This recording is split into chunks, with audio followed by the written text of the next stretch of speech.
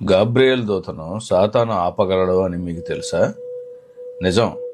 బైబిల్లో ఒకసారి ఇలా జరిగిందని రాయబడి ఉంది.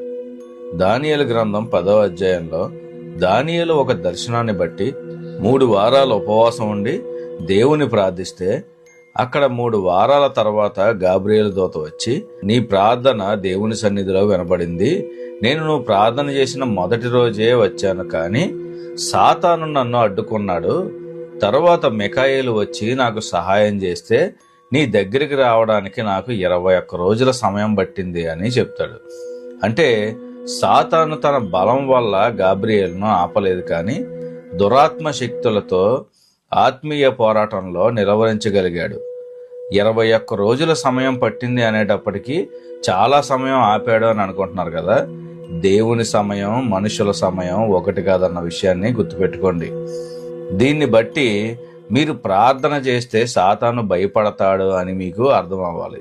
అవి మీ కంటికి కనిపించకపోవచ్చు, కానీ ఆత్మీయ స్థాయిలో గొప్ప యుద్ధాలే జరుగుతూ ఉంటాయి. కాబట్టి ప్రార్థన చేసినప్పుడు సమాధానం ఆలస్యమైంది అని కుంగిపోకు. దేవుడు నీ పక్షంగా ఉన్నారని నమ్ము, కార్యాలు జరుగుతాయి.